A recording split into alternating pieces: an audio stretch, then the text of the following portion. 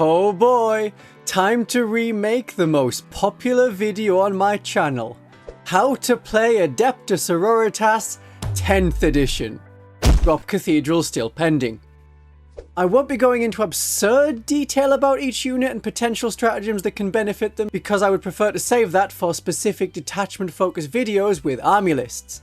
But I will still be going quite in depth in this video. This is every single Adepta Sororitas unit in 10th edition of Warhammer 40,000. Even since the Codex was released, there have been 2 more units added to the Adepta Sororitas range, which we will cover. There has also been 1 more new detachment at time of recording, with more expected. I do keep up with the changes the Games Workshop makes. Then I make videos about it on the channel. If you keep up with me, you stay informed. This is why you should subscribe. If you want to know more about the detachments in the Codex, I have a video with more information from the Sisters of Battle Codex. The short version is, Army of Faith boosts our already powerful army rule, Bringers of Flame compensates for the low strength of our weapons, especially melter weapons, and lets them take out vehicles much better. The Champions of Faith was another detachment released in December 2024. This boosts the elite Adepta Sororitas units, especially the Sacresants and Paragon Warsuits, in exchange for spending more miracle dice. Penitent Host switches it all up and makes the Adepta Sororitas a combat army, while Hallowed Martyrs is much the same in style. I recommend going with that detachment for the moment because if you have come from playing the Index, that will be familiar to you while you learn how to reuse the units. This detachment has a catch-up mechanic. As your units are damaged, they fight better. So if you're not great at the game, and you keep having your units hurt, then they will still be able to fight pretty decently. And the detachment has a good mix of shooting and combat bonuses. And it's a good detachment. There are a lot of changes. Almost all of our units have had a change in some way, and many affect how you play the game with them. So I would definitely suggest splitting up the amount of rules you have to learn at once and learn the new units, then learn the detachments. Hey, that's what I'm doing with this video and the video I'll be recommending that you click on at the end. I will still give occasional detachment advice. Army rule first. The army rule has had a change since the Codex launch and may have more in the future. You have to check the Games Workshop quarterly balance patch document in the Warhammer community downloads to see the most recent version. It is still 1 miracle dice per unit per phase. And an act of faith is when you use 1 dice to change a roll, so even in the Army of Faith detachment, you cannot use 2 miracle dice for each of the dice in a charge roll. You perform an act of faith, which is changing up to 1 of the dice in the charge roll, and then separately, in the same phase, you could make another act of faith, but it's the charge phase. The only thing you're going to do is charge.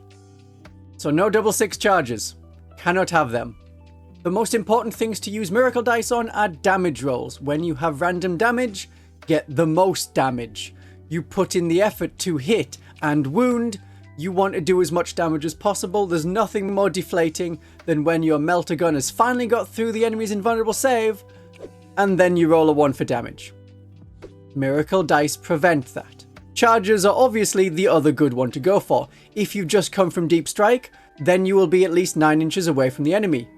Using a high miracle dice, especially the 6, just use the 6 on this, and under the current rules FAQ commentary, if you have made a dice roll with a miracle dice to make that charge, and then you fail the charge because of your other dice, if you use something like the command point reroll to reroll the charge, or the Novitiate's banner, or the Zephyrim's banner, you don't get the miracle dice back into that reroll, but you can use a new miracle dice when you re-roll that charge.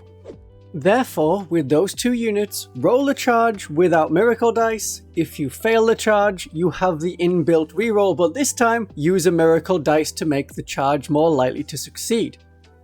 How we generate miracle dice changes up as Games Workshop thought the miracle dice mechanic was too strong. In the Index and written in the Codex, we gain a miracle die, or dice. Games Workshop always says dice even when it's only 1. We gain a miracle dice at the start of each player turn, yours and your opponent. This led to a massive amount of miracle dice in multiplayer games and was Games Workshop's target for nerfs, penalties to make the rule worse.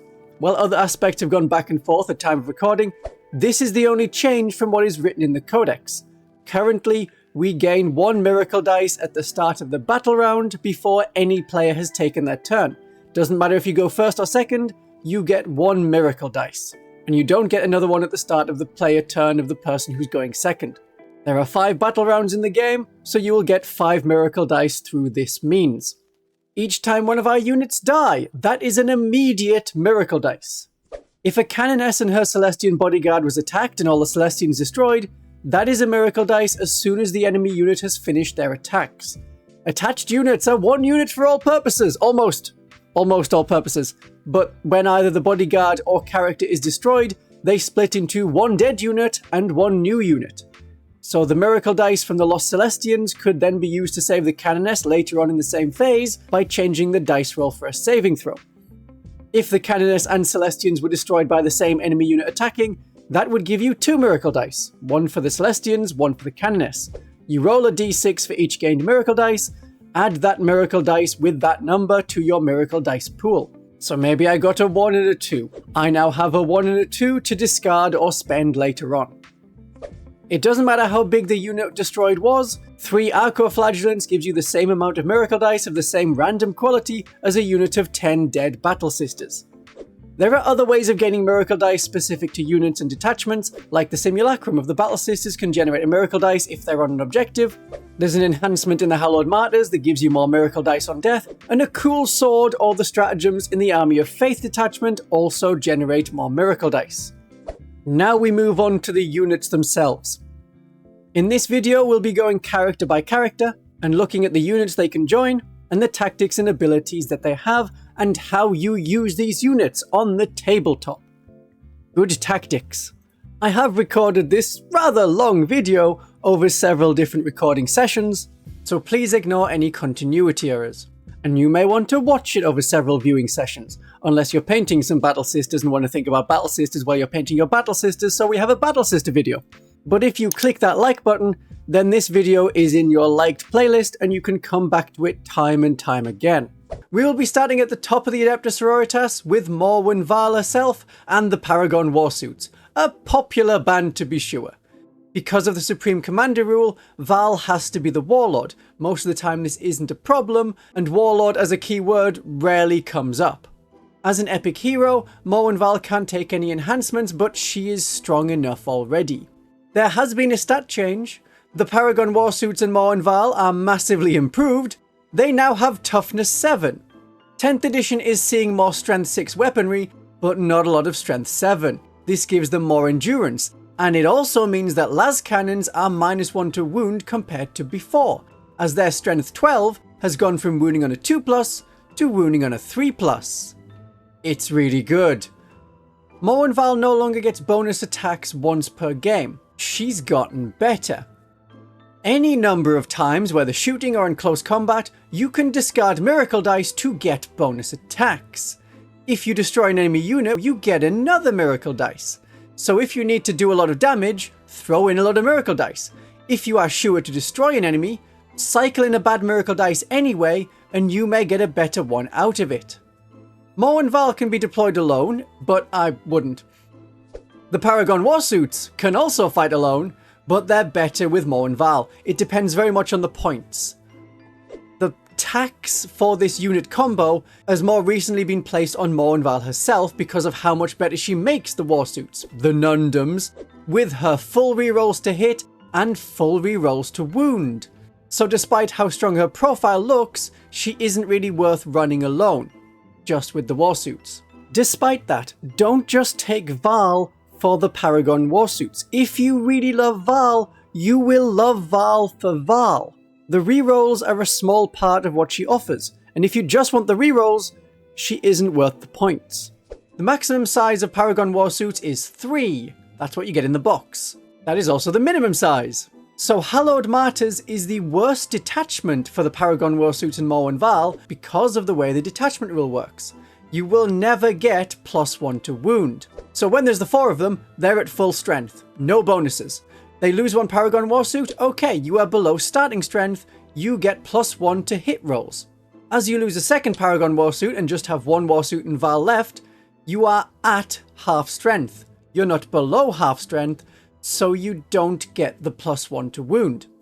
Then when the final Paragon Warsuit is destroyed, Morvenn Vahl becomes a unit by herself, at full strength, as long as she has all of her wounds. So you never get to below half strength with this unit.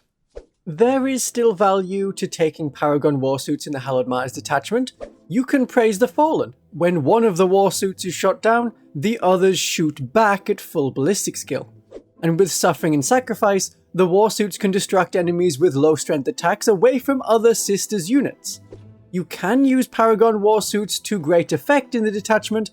Calling it the worst detachment may be pushing it, but it's not too far off.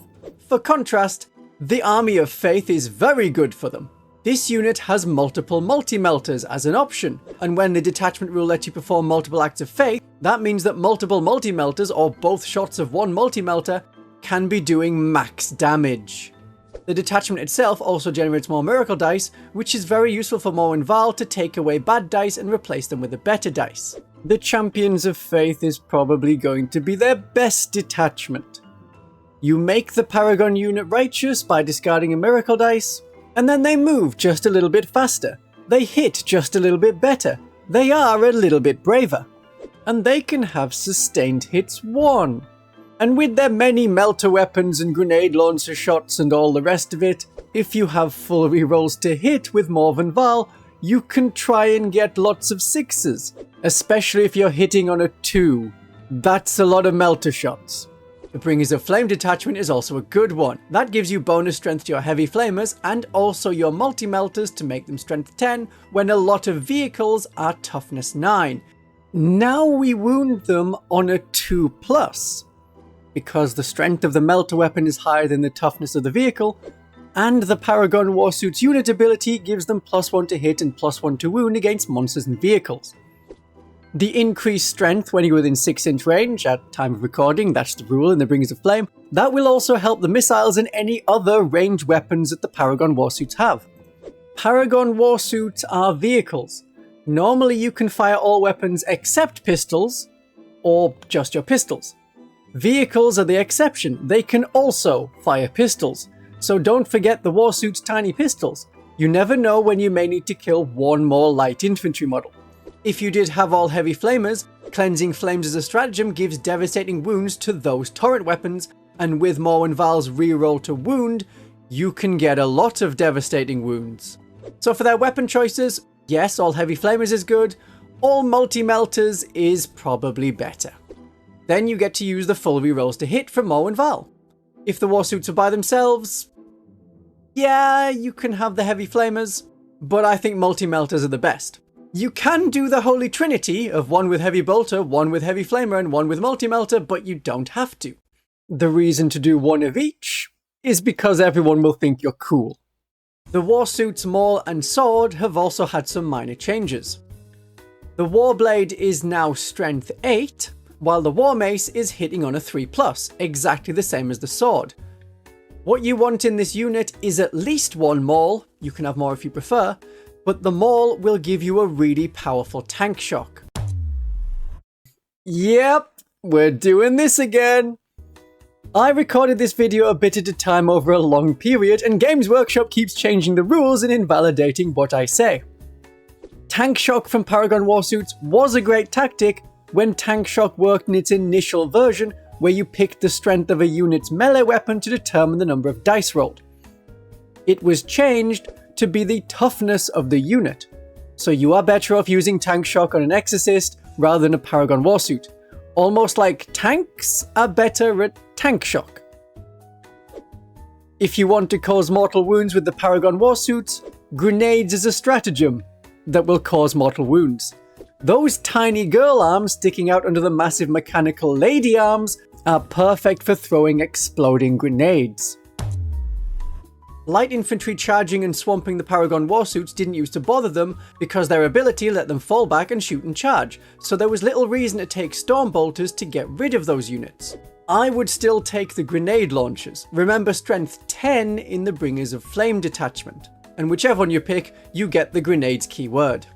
The Paragon grenade launchers are not blast, so you can fire them at point blank range with big guns never tire.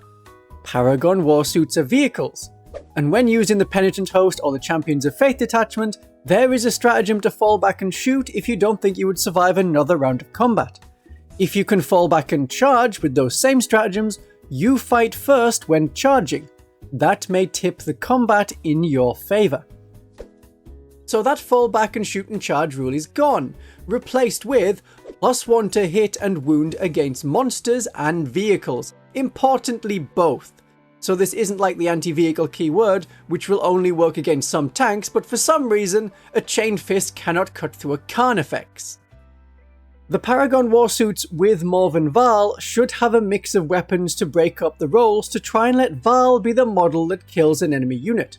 Morvenn Vahl only generates additional miracle dice if her model, not her unit, destroys an enemy unit. This is most applicable to the combat weapons. There is already such a variety of ranged weapons fired that you can slot in Morvenn Vahl's attacks at the best opportunity to wipe out a unit. You have to roll the attacks of all weapons with the same profile at the same time.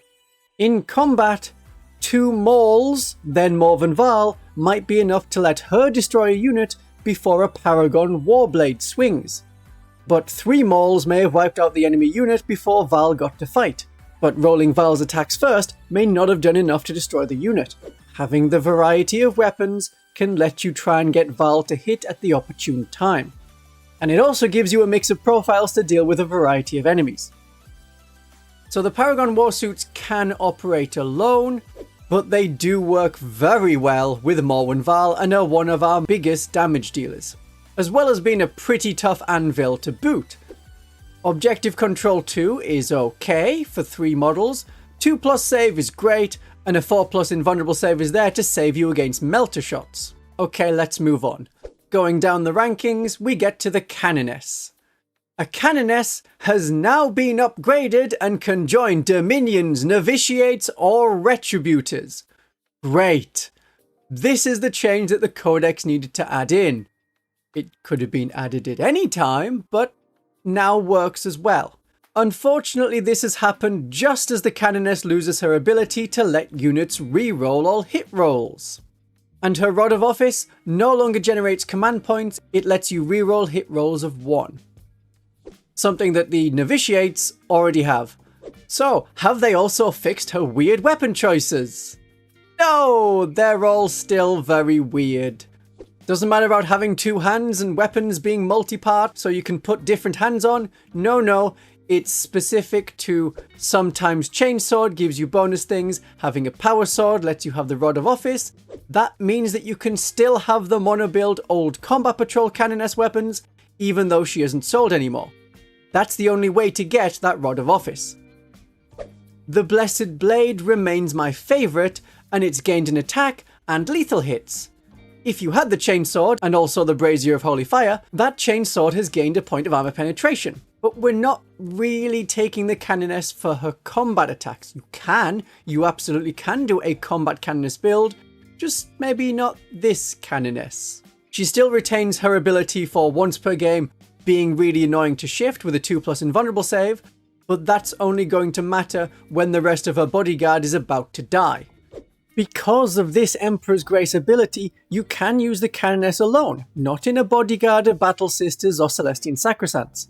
The Canoness can hold objectives at half the points cost of a Battle Sister squad, or she could arrive from strategic reserves onto an empty objective and complete actions and missions that complete at the end of the enemy turn. At the start of the enemy shooting phase, trigger your 2+ invulnerable save, and either the enemy will do very little damage to her, or they will point all their guns elsewhere, which allows the Canoness to complete her holy mission. Her new ability, instead of full rerolls to hit, lets you use a stratagem for 0 command points, even if another unit has already been targeted with the same stratagem that phase. If you want to double up on grenades, well, it would be nice to be able to do that, but you can't. You see, the rule as it's written here isn't how the rule is. There's a balance data slate to say, actually, any abilities that let you change a stratagem's cost to 0 command points, reduce the command point cost of that stratagem by 1. If it normally costs 2 command points, it now costs 1 command point.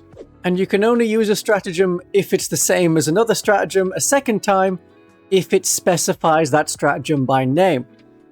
So the Demonofuge's Mysterious Saviors, which allows heroic intervention even if already used, is still valid because that specifies the stratagem heroic intervention. The Canoness's ability does not specify a stratagem. So we have this version, which is the correct updated version, at least as far as it goes for time of recording. You will have to check the current balance patch to see if there's any further changes to this ruling. But this is a really good ability. Everyone loves stratagems for 0 command points. And that will mean that the Canoness will be taken far more now that the Codex is here, while in the Index she was almost always passed over in favour of the Palatine. The Canoness is going to be best with whatever unit you are basing your attack combos around. You will particularly want a Canoness in the Army of Faith detachment, because 2 of the stratagems give you miracle dice when you use the stratagem. If the cost of the stratagem is 0 command points, that's free miracle dice. The special ability is called Sacred Command, which is the same one that the Flying Canoness has, and only 1 unit with that ability can be targeted each battle round. So bear that in mind. You're not going to be able to get multiple free stratagems every single battle round, even if one was from a Canoness on foot and one was from a Canoness with a jump pack. Both the Canoness on foot and the Flying Canoness have the Canoness keyword, so if you see anything in enhancements that says this is for a Canoness only, it can also be for the Canoness with jump pack. That Canoness is a Canoness. The Canoness with jump pack is very much needed for the army, and has been welcomed with open arms. Nice to get back a character that hasn't had rules since 2nd edition of 40k. At least, not officially. So her abilities are that exact same Sacred Command that the Canoness on foot has, and Divine Deliverance, which means that once per battle, in the fight phase, you get 3 more attacks for your melee weapons, and those melee weapons have devastating wounds. If you've seen a Space Marine Captain, it's the same abilities, but she can fly. So if you wanted to operate alone as a murder ball, it can work and she can mess up enemies, but because of her ability to give stratagems for free, this is where you want to be supporting other units. She works great in all of the detachments. If you give her a flame pistol and this enhancement, then with devastating wounds as a stratagem in Bringers of the Flame detachment, with some Seraphim, you are very much bringing the flames. You don't need Inferno pistols. The hand flamers can cripple tanks by themselves. In the Hallowed Martyrs attachment, you would want to put her with Zephyrim, and then you get full rerolls to hit. Now, this is a stratagem that you'd think, oh, it's Hallowed Martyrs. When we're below starting strength, we get full rerolls to hit. No. Regardless of how you are, you get full rerolls to hit. If you are below half strength, you also get to reroll wounds. And that will stack with the detachment rule of +1 to hit and +1 to wound when below half strength. While I've never liked the flavour of this detachment, what with the martyrdom and the dying to make the army better, if you were pretty happy with the Hallowed Martyrs detachment, you will really like it in the Codex. But I've already done a separate video breaking down the Canoness's weapon options and other tactics that are usable with her. The Seraphim and the Zephyrim that she can join are very good. Seraphim are unchanged because of how great they already were in the Index. And Hand Flamers are a popular choice over the Inferno Pistols because they have the range to attack enemies immediately as soon as you land from Deep Strike. They can clear away light infantry like Cultists and Brood Brothers. If you like Inferno Pistols are very useful if you're going to deploy the Seraphim on the table.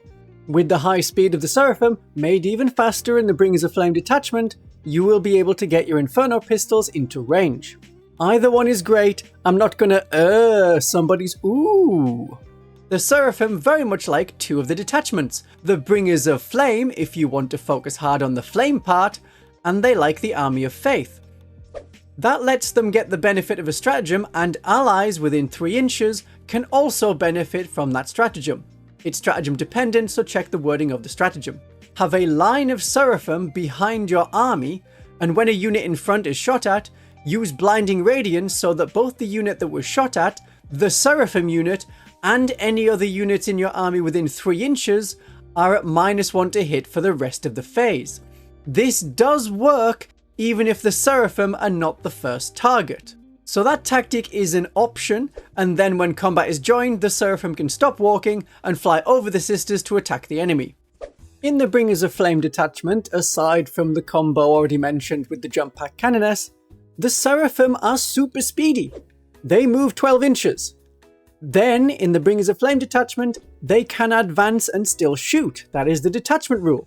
If you are within 6 inches, that isn't just Inferno pistol range, that is also +1 strength range. And after you are fired, you move again. That is the Seraphim Angelic Ascent. Not to be confused with a stratagem in the Army of Faith detachment called Angelic Descent, and not to be confused with a perfume that is Angelic Scent. In all of the other detachments, and sometimes in the Army of Faith and the Bringers of Flame detachments, I prefer to deep strike.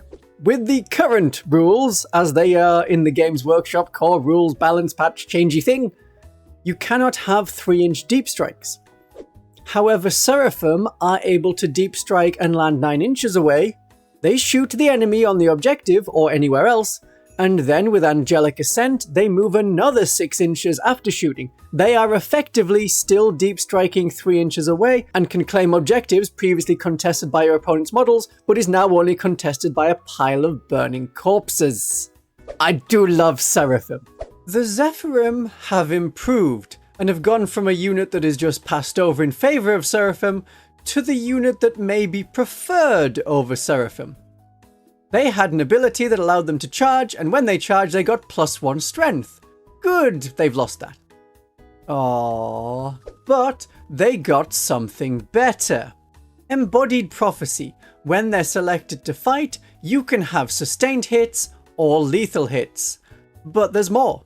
If you completed a charge move that turn, you can discard a miracle dice, any value, doesn't matter, and if you do that, you get both sustained hits 1 and lethal hits. That applies to all the power weapons in that unit.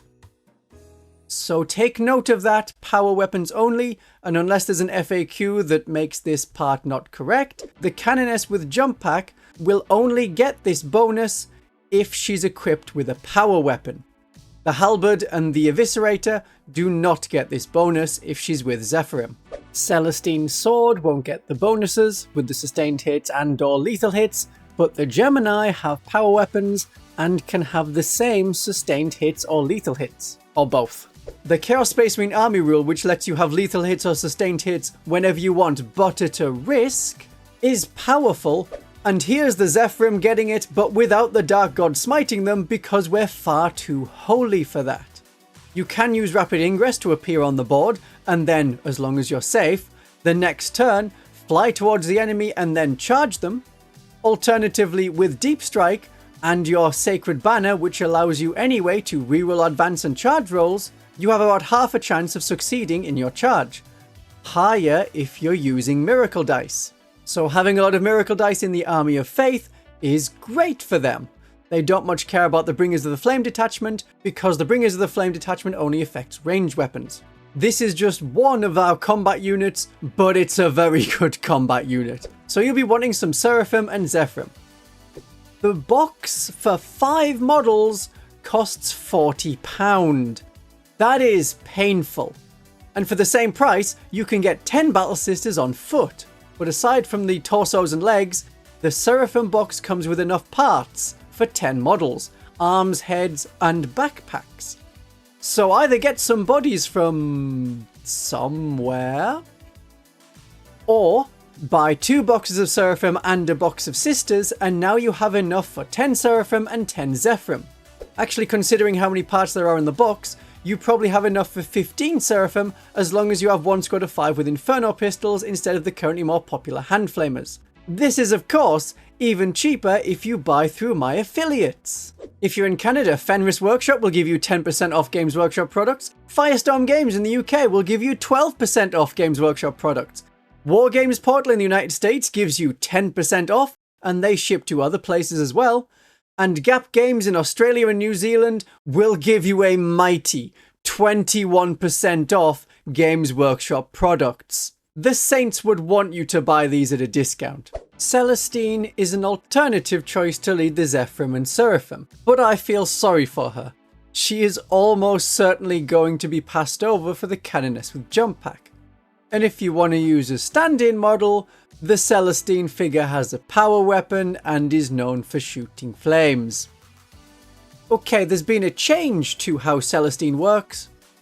The crying tears of Celestine that heal people no longer bring back one destroyed model. You can have D3 bodyguard models back, so that is your Seraphim or Zephyrim, or you can have one Gemini. The reason it's specifying between the two of them is because the Gemini have 2 wounds. If you have a choice, a random number of Zephyrim or Seraphim coming back is better, because even if you just get one, then you're still getting one more model to do attacks. If you get 2, then that's the same number of wounds as you would have got anyway with the Gemini, but you have more models there that can deliver attacks to the enemy. Because Celestine resurrects sisters, and you have to return models, it's not a choice. Celestine will cry whether you want her to or not, so you probably don't want Celestine leading a unit in the Hallowed Martyrs detachment, which is all about getting bonuses when you have lost sisters, and one of the stratagems specifies no Celestine. But just because the Seraphim and Zephyrim have a new favourite leader doesn't mean there's no place for Celestine. She can say, "Come on girls," like a school drama film villain, and she can do her own thing. Cause I have a cunning rules exploit that's so cunning it could graduate that school drama film, get a degree and set up its own cunning business with low running costs. Run Celestine and her Gemini alone. This is a character target exploit, because even though Celestine has her 2 attendants, she is not in an attached unit. You only become an attached unit when you join the Seraphim or Zephyrim. This means that you can allocate wounds to the character model. And the reason why you would allocate wounds to Celestine instead of the Gemini is not just so that you have the full unit up and running for longer. As long as you have the Gemini alive, Celestine gets a 4+ feel no pain. That's doubling the endurance of this unit if you just keep taking the hits on Celestine. Now that is so fetch! And with a 2+ save and the ability to come back to life once per game, Celestine can be a real pain for the enemy to get rid of. And really, none of her abilities are boosting the Seraphim or Zephyrim in any way, so you're not really losing out by having her alone. I say alone plus side girls. So Celestine can fly around and be a pain. A character that's a bit different but still flying is Junith Eruita. Junith. It's Junith. She is now a mounted character with the mounted keyword, so is no longer infantry, so she can't go in a Rhino, or fly above the Rhino like a Zeppelin being pulled along on a cord. Damn! There are changes to Junith, some better, some worse. We're sliding sideways, I would say, but away from what we wanted her to do. There is an extra point of toughness, 2 more wounds, and a movement of 8 inches instead of 6 inches. Importantly, she still makes enemies attacking her unit -1 to hit.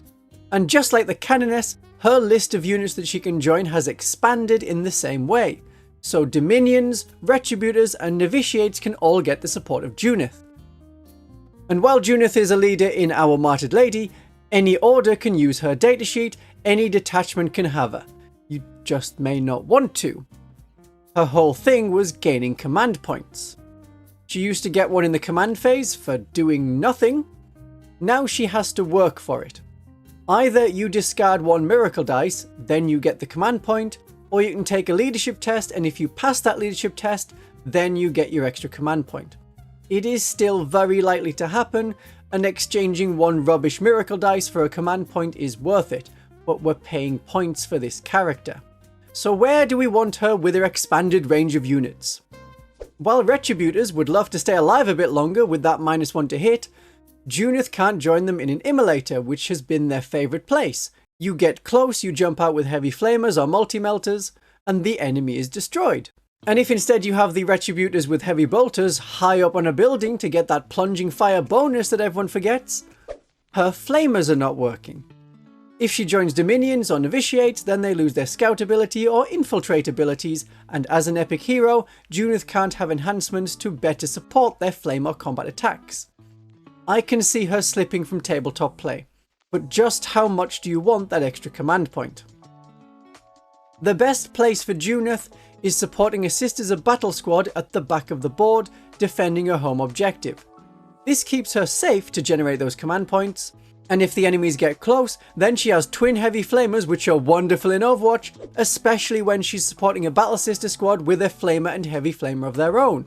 And with the -1 to hit, Battle Sisters will last longer to generate more Miracle Dice that can then be spent on Junith. As a Canoness type character, in Battle Sister squads, by which I mean our one battle line unit, you can sometimes have two characters. So Junith's squad can also be joined by an Imagifier. And with one simple change, the Imagifier's got much better. The change to her rule is quite subtle. It now gives a 2+ armor save to any unit, not just Celestian Sacresants. Hello 2+ save on our battle line units. Grey Knights? I've never heard of them. No, we have never heard of them or interacted with them, and the incident has been retconned. So it's now much harder to pick between the Imagifier or the Hospitaller for a sister squad, so I may be alternating for each of my different squads. Aside from the really nice 2+ save, if an Adepta Sororitas unit dies near the Imagifier, then you can try and get a better Miracle Dice, because in this edition, 1s and 2s on a Miracle Dice don't really do anything, so you should be re-rolling them if you can. So I'm a fan of a 2+ save on a Battle Sister squad, and notice that the Battle Sister squad is the only squad where you can double up on characters. No other Adepta Sororitas unit will let you do this. So not Dominions, not Novitiates, none of them, just the battle line Battle Sisters. The Battle Sisters have had a change. They now have sticky objectives from their Defenders of the Faith ability, so they don't need to be as tough and sit around on objectives for as long. But they still want to be on objectives, because of the Simulacrum rule. Instead of getting a Miracle Dice when they destroy an enemy unit, in the command phase, for each objective marker you control that has one or more units with this ability on it, you roll a dice. On a 1 to 3, nothing happens. On a 4, 5 or 6, you gain the Miracle Dice of that value. So if you roll a 4, you gain a Miracle Dice of a 4, you roll a 5, you get a Miracle Dice of a 5, you roll a 6, you get the wonderful Miracle Dice of a 6. This Simulacrum ability is per objective, not per squad or per Simulacrum. If you had a Battle Sister squad and a Novitiate squad on the same objective, you would only roll once to see if you generate Miracle Dice from it.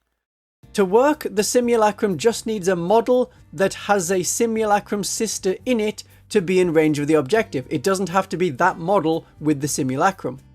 So a squad stretched over 2 objectives will give you 2 rolls, one for each objective. The wording is, for each objective, not for each Simulacrum, not for each Battle Sister unit. And you can be battle shocked and still use the Simulacrum, but you do still have to have units from your army controlling the objective. Now that can include that squad having previously used Defenders of the Faith to control that objective.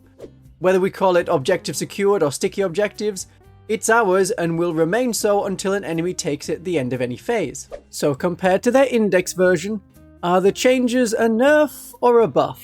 It depends very much how you think of it. If you think of swapping the old Defenders of the Faith ability for the Simulacrum ability, it's a downgrade because you don't get the rubbish Miracle Dice, which is still more Miracle Dice, to be thrown away on abilities like Morvenn Vahl and the Palatine. But as a change from the previous Simulacrum rule, it's an upgrade. Battle Sister squads rarely killed an enemy unit, but sitting on an objective, we can do that. And it's much easier to do if you have a 2+ save from an Imagifier. The Battle Sisters can have a lot of different weapons, Melter Gun, Flamer, Stormbolter. You can double up on them, but instead you're probably going to want a Heavy Flamer, Heavy Bolter or Multi-Melter. I have a video with advice on the best weapons to equip your Battle Sisters with, and that is all still the same good advice with the Codex version of the rules. The Battle Sisters work in the Hallowed Martyrs very well. Praise the Fallen is a good stratagem to shoot back at the enemy in their own turn after they hurt your sisters, and with +1 to hit because of the detachment rule. I found that between that, Overwatch, and then a normal round of shooting in my own turn, even big hordes will wilt and disappear. The Battle Sisters are an integral part of the Army of Faith, because you can't spend 2 Miracle Dice per unit per phase if you don't generate the Miracle Dice. Battle Sister squads generate them in abundance. You don't need to think of the sisters just as objective sitters. They can be your mainline damage dealers. Bringers of the Flame gives you better strength to make your shots land, and the Sisters generally excel at short-range shooting. And this shooting can be improved even more with the lethal hits of a Palatine. The Palatine lost Scout but gained a wound compared to her Index version. I'm going to keep comparing units to their Index version because I'm going to assume that a lot of people who watch my video on all the Index units are now catching up on the Codex units in this video. With the extra wound, she matches the Canoness. On foot. The Canoness with jump pack has 3 wounds. Perhaps you only get a jump pack if you have lighter bones. If you are wanting Scout to have your Palatine join Dominions and continue to be able to use Scout, for which all models in the unit need to be able to Scout, good news everyone! As long as you get inside a dedicated transport with the Dominions as a bodyguard, your Palatine and Dominions still Scout because of the Dominions' Holy Vanguard rule. And we still have the same Rapturous Blows good old nonsense as before. You can cause bonus mortal wounds when you discard a miracle dice. Remember that the normal damage is resolved first, and then the mortal wounds. The Palatine smashes things as she has all addition and does so to great effect in all the detachments. I like the Blade of St. Eleanor, that gives the Palatine precision. And when you have precision, you can put all of your mortal wounds on characters, even if the main attack did not go on the character, because when you have precision, assigning attacks to characters is optional. The mortal wounds can get around those invulnerable saves that characters have. Rapturous Blows is a great use of a miracle dice, great fun. I like being alive to experience this. Being alive is great. I recommend everyone keep on doing it. Rapturous Blows improves her own damage, but Fury of the Righteous grants lethal hits to her unit's attacks and her own attacks as long as she is leading a unit. Lethal hits is a wonderful ability to give to any unit. With an enhancement, she can join Repentia in the Penitent Host detachment to give the unit lethal hits to go with the sustained hits they already have. And with a stratagem, both of them activate on a 5+. The Repentia Squad also lets you reroll all hit rolls and wound rolls as long as the superior is alive. There is no longer a requirement to charge. But please note, that is only the Sisters Repentia models, not the superior and not the Palatine. So all of this combined lets you murder most things in the game smaller than a knight. And you may be able to destroy big knights. But that's the only way you can have a character join Repentia. But don't think that this is the only way to have the Penitent Host or the only way to have the Palatine. In the Bringers of Flame detachment, the enhancement Fire and Fury is great on a Palatine joining a Battle Sister or Dominion squad. This enhancement gives your torrent weapons, like the Flamers on the Dominions, an extra shot, and all of the other weapons get sustained hits 1. There it is again, the combination of sustained hits and lethal hits. And new to the Codex, a change so that she can join Retributors, so a squad with 4 heavy Flamers could have an extra shot each. It's something to consider, but the lethal hits, the main thing we want her for, would not work. We want to be combining in some way sustained hits and lethal hits. If there's ever an enhancement for a close combat weapon that makes you have more attacks or do more damage, you will want to put it on the Palatine or the Flying Canoness. So the Blade of St. Eleanor, or Through Suffering Strength, which is the Index version of the Blade of St. Eleanor, still in the Hallowed Martyrs detachment, but renamed. The Palatine goes great with Novitiates. They would lose their new Infiltrate, but it's a great pairing. I had said back when I did my tier list video, the first time around, that this wasn't a great idea, but since playtesting it, yeah, it's great. Because the Novitiates let you reroll hits if you're attacking an enemy on an objective. That means you can fish for those lethal hits. And the Novitiates want melee weapons. Maybe a couple of Flamers, but you do want the 2 banners as well, the Simulacrum and the Sacred Banner. Novitiates also have the same Simulacrum as the Dominions and the Battle Sisters, and with their Infiltrate ability, though they wouldn't get it with the Palatine, they can start on an objective in the midboard, try and hold that, and while you're holding it, generate miracle dice. With the Sacred Banner, you reroll advance rolls and charge rolls, important for getting the Palatine and her fun Rapturous Blows into close combat.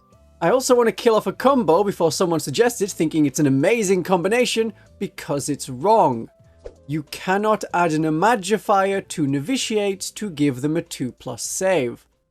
If not with Novitiates in a transport to get in close and cause damage, Scout with Dominions in a transport to get close. Dominions are really good. They do the same thing as Sisters with their Simulacrum, so Battle Sisters may not be as necessary as before if the Dominions can generate as many Miracle Dice as them. They also have the Cherub.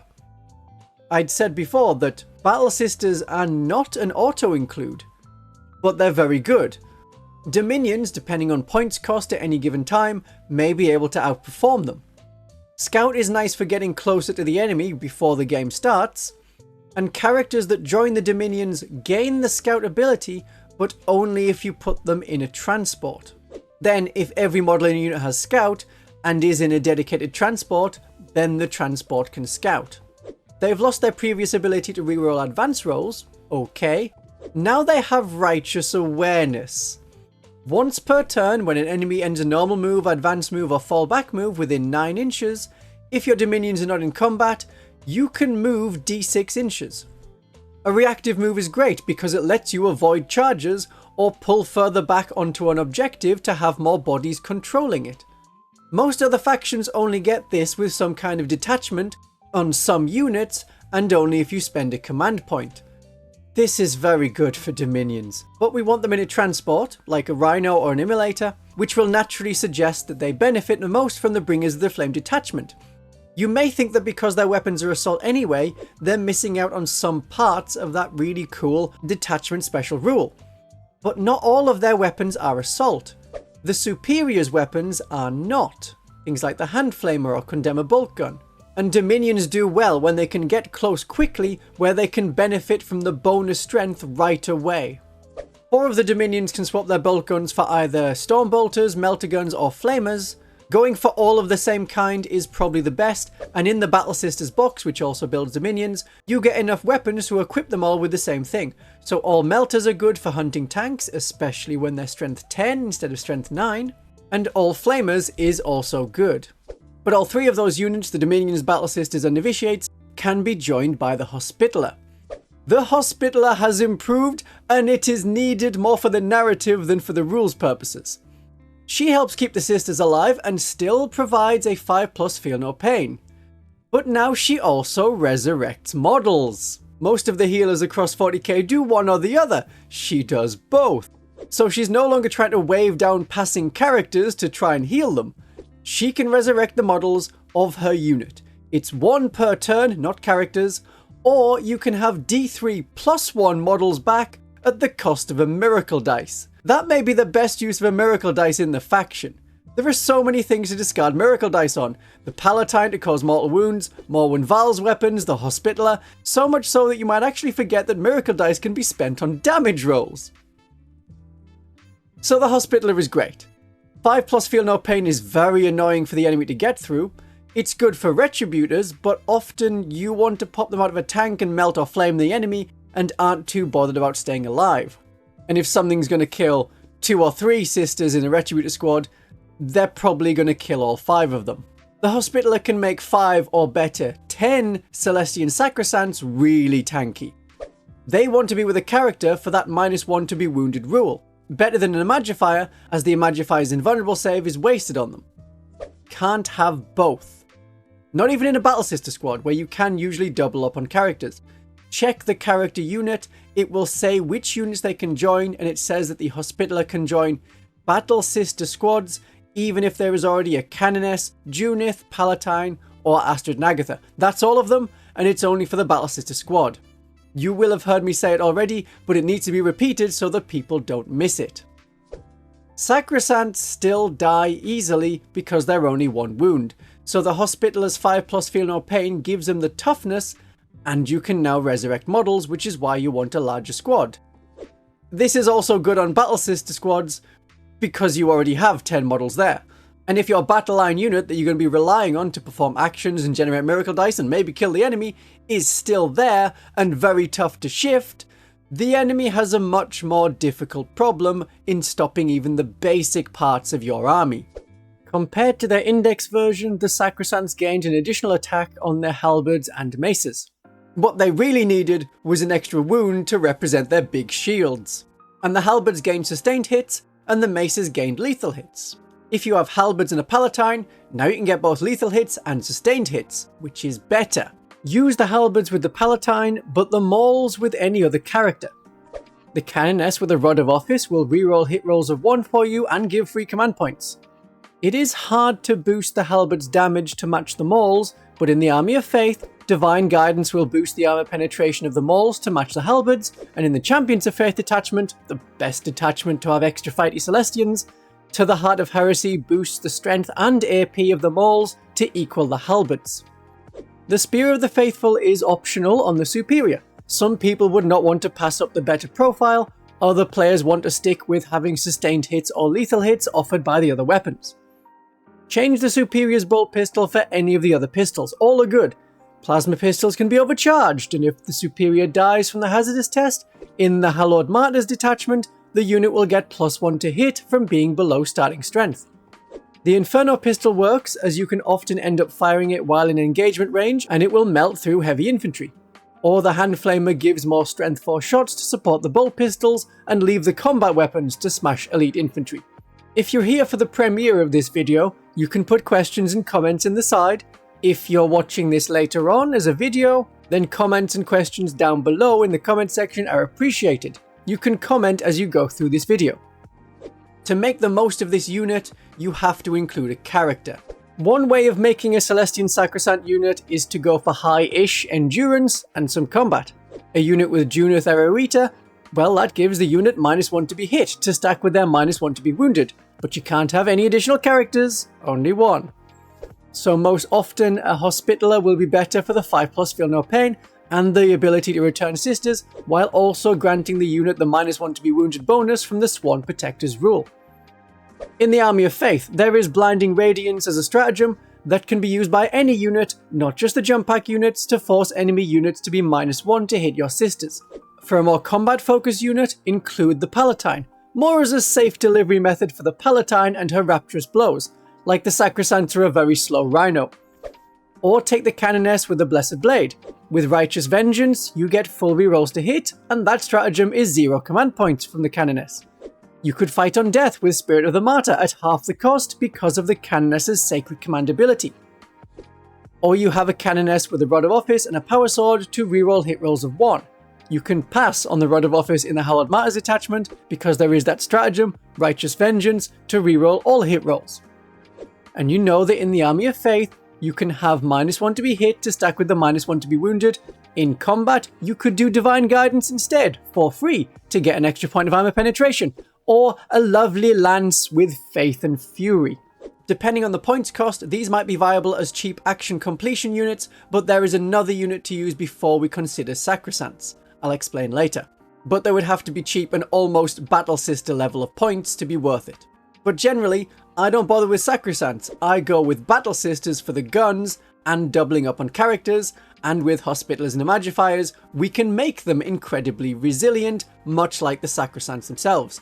If you want a unit like the Sisters, but more elite, what about Celestians with guns? Well, they're not in the Codex. Which really sucks. And makes me a bit sad. Big nerf, super nerf, Codex not worth taking, 0 out of 10, don't buy.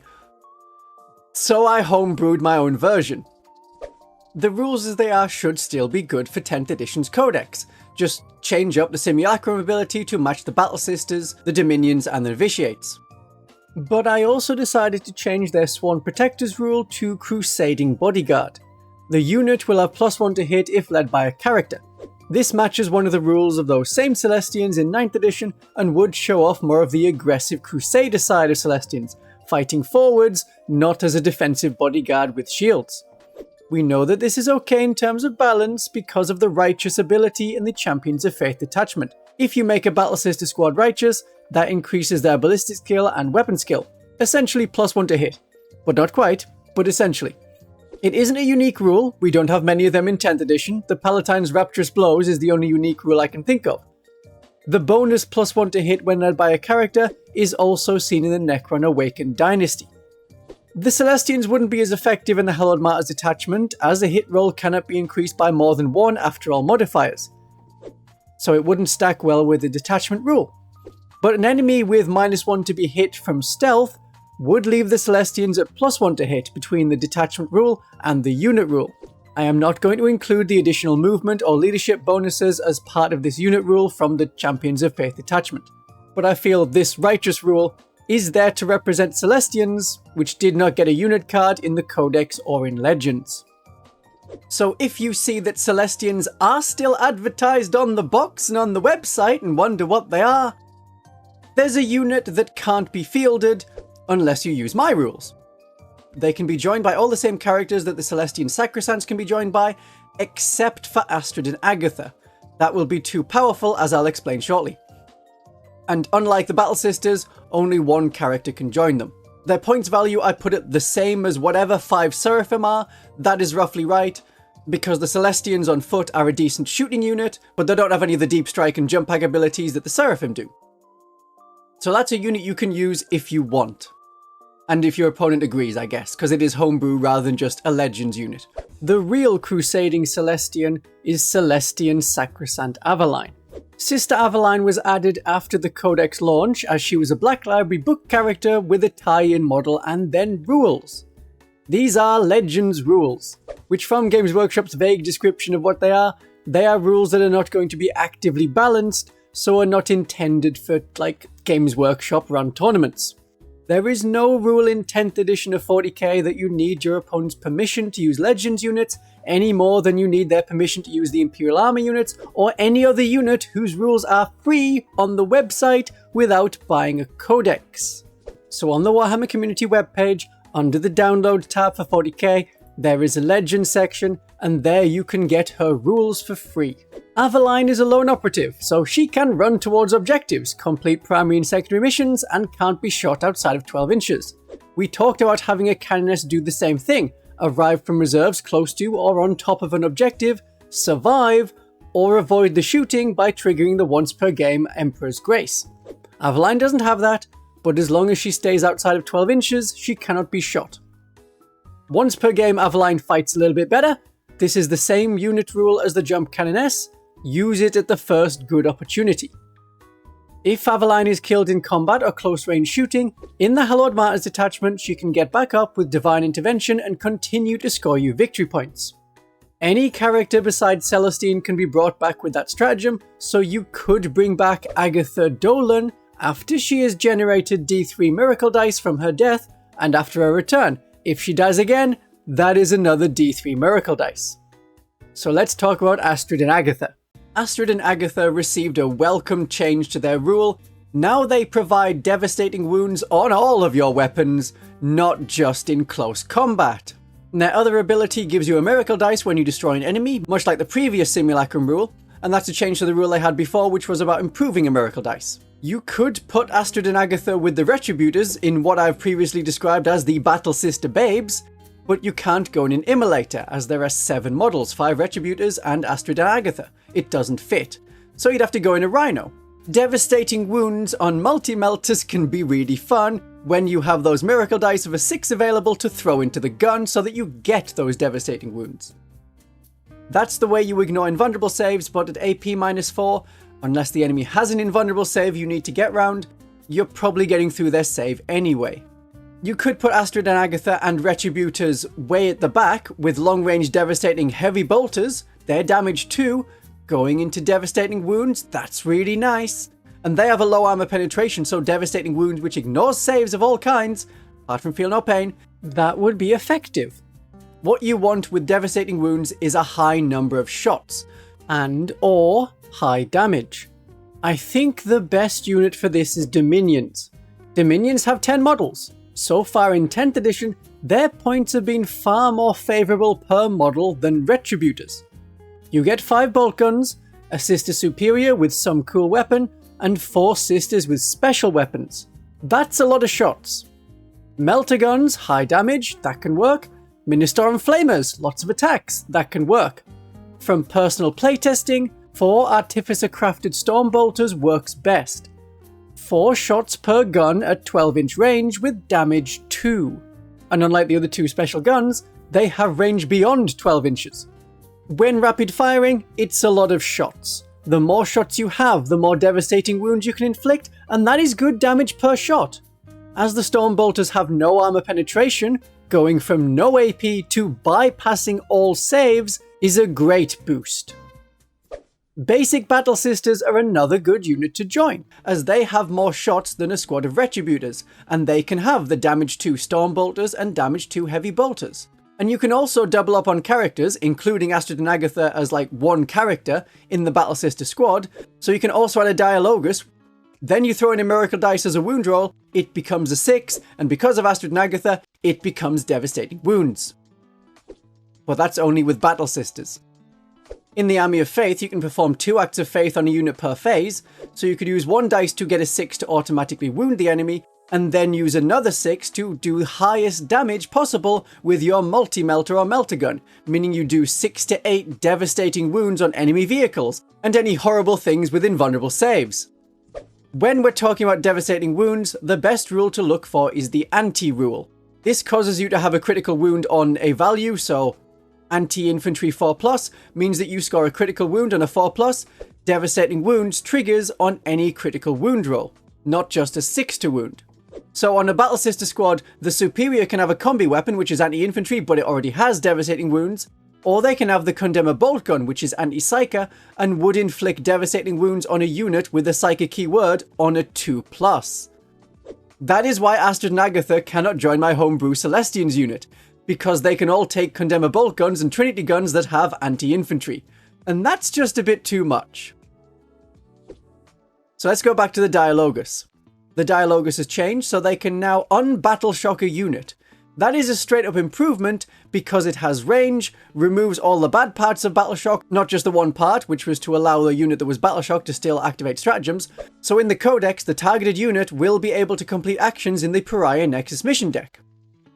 The minor drawback is that it is once per game, per Dialogus. If you're taking multiple and they have been one of the cheapest characters, depends on points at any given time, but you can have multiple of these Dialogii in your army, they can be un-Battle Shocking units. The Battle Sister squad is a great choice for them, as you can double up on characters in that squad. So you can have the lethal hits from a Palatine, and then a Melter Gun in that squad, with a 6 to hit, will automatically hit, automatically wound, and armor penetration of -4 usually means there is no save for the enemy.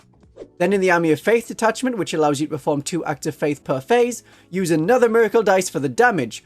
Both of them become a 6 because of the Dialogus rule. Each time you use a Miracle Dice in an act of faith, it becomes a 6.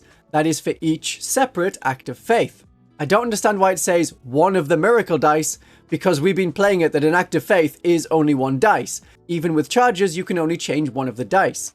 So I don't understand why it says one of the Miracle Dice, when it should just say the Miracle Dice. I'm hoping for an FAQ to better explain Miracle Dice, but I think we generally understand how it works. If you were instead using the Bringers of Flame detachment, and the Palatine or Dialogus had the Fire and Fury enhancement, that Melter Gun would auto-wound and generate another shot to roll to wound. Battle Sister squads are really good. Putting a Dialogus in there is a good choice, and she has also been shown to work well with Retributors in the past. So Retributors, remember that when you're using Miracle Dice on this unit, there are Cherubs that grant you a new Miracle Dice, and there are 2 Cherubs in the Retributor squad. The biggest downside of the Retributors is that you can only take them in squads of 5, and they're toughness 3 and 1 wound. Space Marine Devastators can take more models as ablative wounds, and Chaos Havocs are 2 wounds with toughness 5 for some reason. So you either keep the Retributors alive with an Imagifier or Hospitaller, or you go straight for murdering the enemy but knowing that you will be taken out shortly after, generating a Miracle Dice for your army. If you go in that route, that's where you would include a Dialogus, though the Dialogus herself has gained a personal protection of a 4+ invulnerable save. The Retributor Storm of Fire ability has a straight up improvement, and it is annoyingly conditional. They still reroll wound rolls of 1. But now, if they attack an enemy unit that is destroyed an Adepta Sororitas unit earlier in the battle, they can reroll all the wound rolls. That is gonna be such a pain to track. Tokens are one way, writing it down is another. At least in Crusade games you're doing that anyway. You can run Retributors in lots of different ways. You will either want heavy bolters so you can stay at the back, perhaps high up in a building so you can get that plunging fire, but this leaves the sisters exposed. And for a similar number of points dependent, time that you're playing, you can have the same number of heavy bolters with the same accuracy on 2 mortifiers with more toughness and durability. If you have them in a transport and then jump out of the transport, even if you're not using the Bringers of Flame detachment, then you can have 4 heavy flamers or 4 multi-melters upset the enemy. Although the Retributors have more character options than before, this particular tactic of jumping out of an Immolator has been toned down compared to the Index version. You may want the cheaper Rhino instead of the Immolator transport, and that way you can use the firing deck to have 2 sisters fire from the top. So let's talk about the Immolator and all the other vehicles. The Immolator no longer provides full rerolls to wound when you disembark. Now, the Immolator chooses a unit that it hit, and that unit cannot get the benefit of cover for the rest of the phase. So you need to remember to fire your Immolators first when it is your shooting phase. Just because something has changed and you think it is worse, doesn't mean that you should discard the unit. The reroll to wound was basically once per game anyway, as it was rare for units to survive and then get back in the transport, and later on get back out the transport. Ignore cover is useful, especially with all of the cover saves out there. Flamer weapons have ignore cover anyway, but it's good for removing cover from enemy tanks. They can easily get it by being part obscured by a building or tree or stick in the ground. And the Immolator does still fulfill its main role of transporting units, and importantly, splitting big units into smaller ones to be able to complete missions and actions and hold objectives. You get more units to complete secondary objectives, and in smaller games, it's very valuable just to have enough units to hold primary objectives. Because of this ability to split units, I really want to discourage you from putting Retributors in an Immolator. They gain so little from it compared to a Rhino, and the Immolator cannot split a unit if you put Retributors inside it. Splitting units into 2 separate units is only for Dominions, Novitiates, and Battle Sister Squads, and it gives you more units to complete missions, and it gives you more Miracle Dice, because when they are a unit of 5, they are a unit of 5 for the rest of the game for all of the rules purposes. When a unit of 5 is destroyed, you get a Miracle Dice because that is a unit destroyed. This is the most valuable part of the Immolator's rules. If you're not putting a squad of 10 inside, you are wasting a big part of this unit. It is good to split Dominions, then you can have the 4 special weapons and the Superior inside the Immolator, while the Simulacrum and 4 sisters with bolt guns are generating Miracle Dice on an objective. It is good to split Novitiates, because then you get to keep an infiltrating unit with the Simulacrum to generate Miracle Dice from the start of the game. The other 5 with the Superior and the Sacred Banner work well for a Palatine's Bodyguard in the Immolator. Then you can get out and reroll charge rolls with your Sacred Banner to help your Palatine get into combat. And the Novitiates always let the Palatine reroll hit rolls of 1. Battle Sisters are good to split because then you have more units with the Defenders of the Faith ability, more sticky objectives. When you split a Battle Sister or Dominion squad, there is a Cherub. Previously, this was just a unit rule, so each of the new units of 5, which are totally separate units, for all rules purposes, I cannot stress this enough. If one model dies in one of the squads, that has no effect on the current strength of the other unit. They are not below starting strength if all 5 of them are still alive. Leader abilities on one unit of 5 do nothing to the other unit of 5. Separate units. All purposes. Separate. Distinct. The Cherub was previously a unit ability, so technically both squads of 5 got the Cherub. There has since been an FAQ to say, no, the Cherub only goes with one of the units of 5. Decide which one when you split them. And when you split this unit, it is always 2 separate units of 5, and after that, you assign characters. If you are only taking the tank for fire support for the rerolls, then you have to consider a Rhino as an alternative. The Immolator is still a good transport for the transport-focused Bringers of Flame detachment, but removing cover brings up more options. This can be done at any range, so rather than rushing close with multi-melters or heavy flamers, you could use the heavy bolter, which all Immolators have, possibly also the twin heavy bolter turret, and remove cover from the enemy at a much larger distance. So as well as supporting the sisters it transports, you can also support the Exorcist. The Exorcist isn't sticking a church organ on a tank. It is an improvement over the standard church organ because this organ fires missiles and it moves. When you fire indirectly, the enemy gains the benefit of cover. The Immolator can remove that. It is like giving the tank an extra point of armor penetration, which the Exorcist got anyway. So the Exorcist missile launcher is now armor penetration -3 and the conflagration rockets are armor penetration -1. The trade-off for that is we lost the heavy keyword. So we no longer get +1 to hit if we stayed still. That's more incentive to move, and it also means that in the Hallowed Martyrs detachment, as soon as you take in any amount of damage, you get that +1 to hit. I may have said this before, but there is no real benefit to taking the smaller missiles. What the Sisters lack in 10th edition is anti-tank and high damage that we can use Miracle Dice on. Leave infantry clearance to Dominions and Battle Sisters, not our artillery pieces. That said, the little missiles got better. They already ignore cover, and are now strength 6 and armor penetration -1, rather than strength 5 and no armor penetration. That is much more of a threat against any horde meta, however long that lasts and wherever it is localized. It can now get to work. I won't be using it, but if you want to run with these missiles, do so. It's more viable than ever. The Exorcist lost its underused Shrine ability, which gave us an improvement to our leadership, and instead we got Devastating Refrain to scare the enemy away and make them explode. So if one of the attacks made with an indirect fire weapon, that's the missile launcher or the conflagration rockets, scored a hit against the enemy, that enemy unit takes a battle shock test. That's something. And each time an attack destroys an enemy that had the Deadly Demise ability, the Deadly Demise activates on a 5+ instead of a 6+. I have forgotten this ability exists every time I have fired the Exorcist. And it isn't optional, so it does have the potential to backfire. Ah well, some wounds on us can help in the Hallowed Martyrs detachment. But in the Army of Faith detachment, we have a clever trick. The big box battle force that came out is called the Army of Faith. It has a lot of jump troops and an Exorcist. Surely there's some cunning reason why. Some genius has laid an opportunity there for us to find. Probably not, but I found one anyway. You could have 5 Seraphim or Zephyrim, whichever is cheaper at the time you watch this. Those jump pack sisters can babysit 3 Exorcists or a jump Canoness. Then the stratagem could be used for free. Which stratagem? The Light of the Emperor.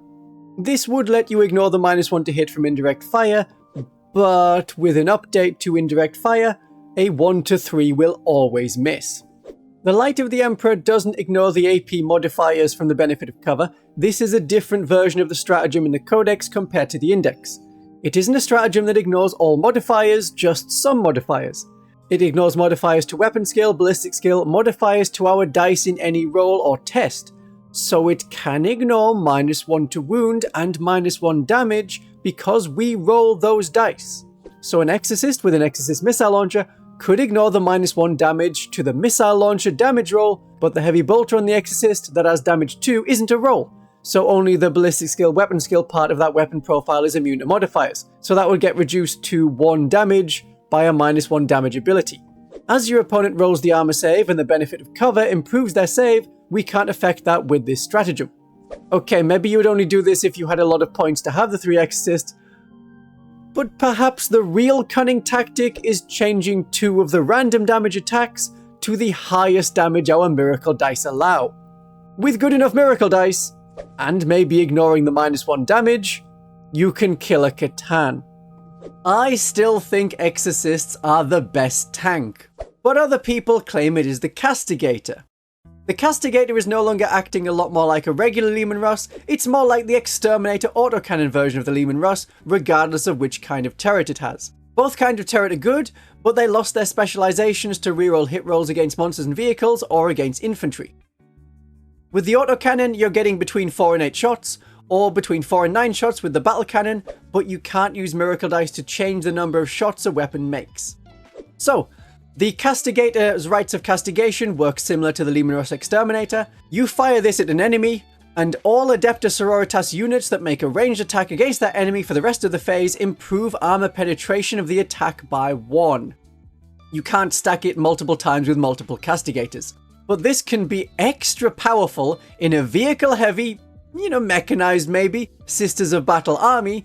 So you have your Immolator, that removes cover, you have your Castigator so that anything else firing at that enemy gets an extra armor penetration, then you fire your Exorcist.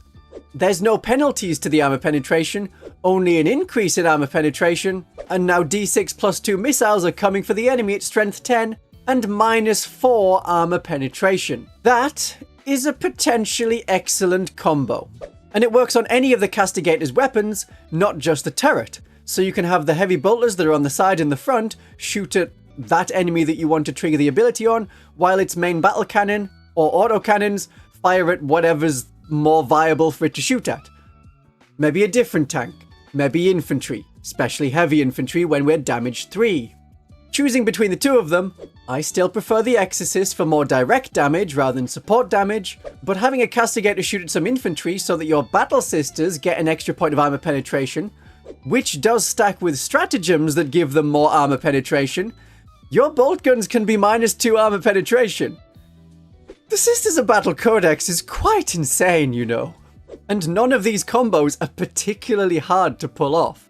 You just require the units, and even if you don't have the units, some part of these can work really well with all the armies because you're gonna have Battle Sisters in your army, or Dominions, or some unit on foot with bolt guns. We're having fun. I'm having fun. Okay, next tank is the Rhino. The tank can heal. Stop forgetting that you get wounds back in the command phase. You also have a hunter-killer missile. Don't forget that.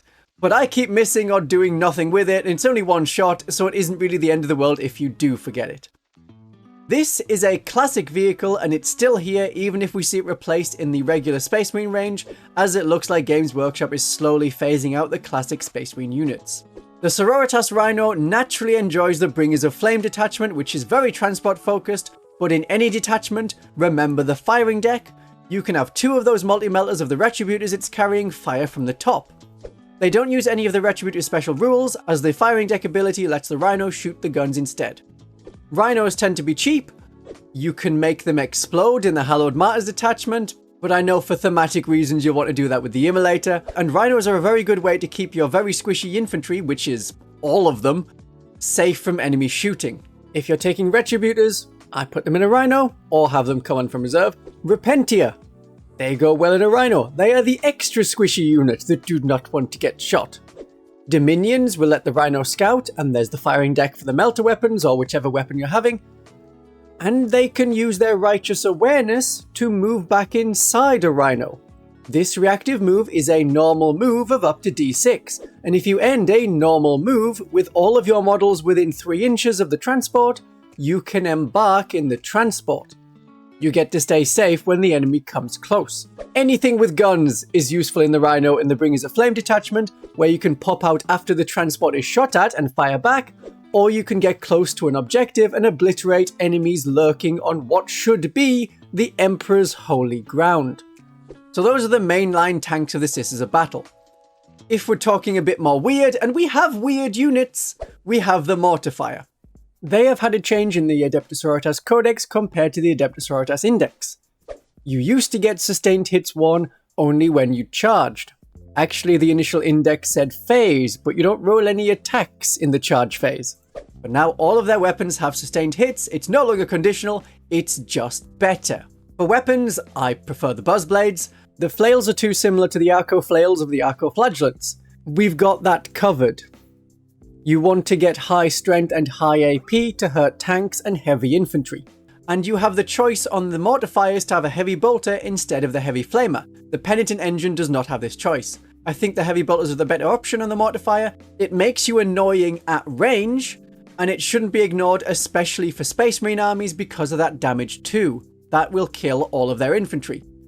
And when I say Space Marines, I am of course thinking of Traitors and Chaos Space Marines. The Mortifiers are good at holding objectives because they're decently tough for their points, and if they die in the Penitent host, they can make that objective sticky. So it's still your objective even though all of the models on there have been shot to death. Because 10th edition has no separate points for weapons and upgrades on units apart from enhancements, we're seeing a little bit more of a balance between options that we weren't seeing at the start of the edition. So the coffin version, the Anchorite sarcophagus, I've been looking at so much Genestealer Occult stuff recently that I nearly read that as a sarcophagus. It still gives you a 3+ save, but reduces your movement by an inch. It's a trade-off to consider, but I still prefer the save. Otherwise, you want the Penitent Engine. So instead of sustained hits on the charge, because it has that all the time now, the new ability of the Mortifier is to fight on death on a 2+, so get in there! If you die from the bullets, sticky objectives. If the enemy tries to take the Mortifier's objective in combat, you go down swinging.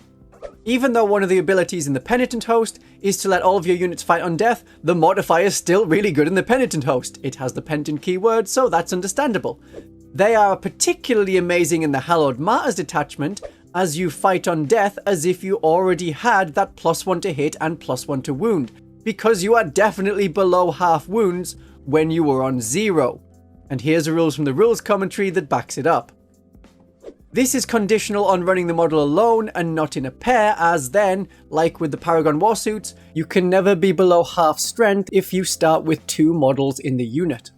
You only track wounds for being below starting or half strength if you had a starting strength of 1. I still prefer the Penitent Engine even if the Mortifier has a weapon skill and ballistic skill of 3+ compared to the Penitent Engine's 4+. The Penitent Engine has had a change. It got a 6+ invulnerable save. And I don't know why. It's not a sister, it's not holy, this is some heretic that's gonna repent, and they never have been deserving of 6+ invulnerable save. So that's disgusting.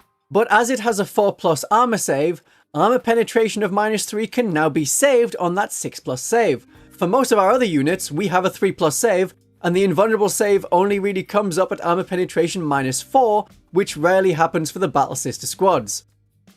Aside from that, the Penitent Engine is unchanged and doesn't have that much toughness for a vehicle, but the 5+ feel no pain is an annoying rule for our opponents. Oops, I rolled lots of 5s and your las cannon does 1 wound happens often and I feel bad for people. But that's the nature of the rule. The Penitent Engine always has Penitent Flamers, but you can choose between twin buzzsaws, twin flails, or one of each. With one of each, you don't attack with each. You pick one of the weapons to attack with. What you gain there is flexibility. The best choice is buzzsaws, twin-linked buzzsaws. Against tanks, against medium, that's like Space Marine level, or heavier infantry, you want the buzzsaws. If the enemy has hordes of light infantry, all the other weapons in the army, like the bolters and the flamers or the Sisters of Battle, are there to remove them, and that includes the Penitent Flamers of the engine itself. In battle, buzz blades are best. The Penitent Engine maintains its role of being a distraction that advances, shoots its assault Penitent Flamers, and then charges at the enemy to cause a lot of damage to whatever they hold most valuable. Then the engine dies and generates a miracle dice for you. So what about the other vehicles and units available for us to use that are not included in the Codex? We also have the allies that we can take for various rules, so there are even more units to consider for your army regardless of how you play. Those units are analysed in a separate video. Outside of most tournaments run by Games Workshop, we have 4 more units, as well as other units I haven't talked about yet.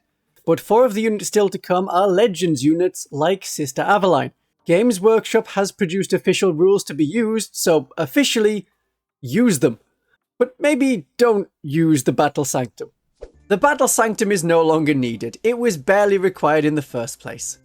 The fortification rules are something that Games Workshop has struggled to include in 10th edition in any way, so for the most part there's nothing special for them. They are another unit that you deploy in your deployment zone, you can't put them into reserves, and they just don't move or do anything. The special rule of this 170 point brick is to allow units within to perform 2 acts of faith, but we now have a detachment for no additional cost that lets every unit in your army perform 2 acts of faith. Oh wait, its rules were updated to say you can perform an additional act of faith instead of you can perform 2 acts of faith, so it can stack with the Army of Faith, but I can't imagine needing 3 acts of faith for a unit. Being in the shrine gives you the benefit of cover, but most boards have lots of cover these days, even casually, so you won't need it for the cover. Games Workshop doesn't want you to take it, it isn't sold anymore, outside of the statue, which is sold in the Blood and Zeal box. You don't get the terrain that goes around it. and they've done such a good job at making its rules bad and high cost that I would say, you have a nice bit of terrain to go somewhere on the board. It isn't a unit for your army. Another legend unit is the Repressor. Unlike the Battle Sanctum, the Repressor has value.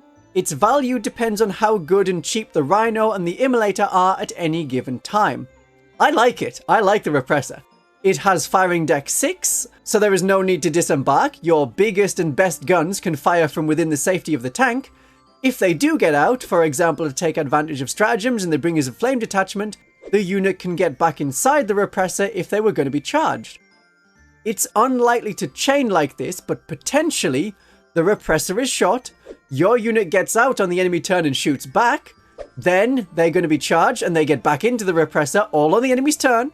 Then in your turn, they get out again to wreck those enemies that dared to think they could charge the Sisters of Battle. It's a fun tank, but generally, too many points, and you can't buy the model anywhere except secondhand. Let's move away from the vehicles and talk about the priesty people, the religious leaders in the religious faction. The Dogmata is the armored version. She got an extra point of armor penetration on her mace. Okay, good. She's a nice character to add to a unit if you want that unit to hold an objective, because she improves their objective control by 1, making it more secure for you.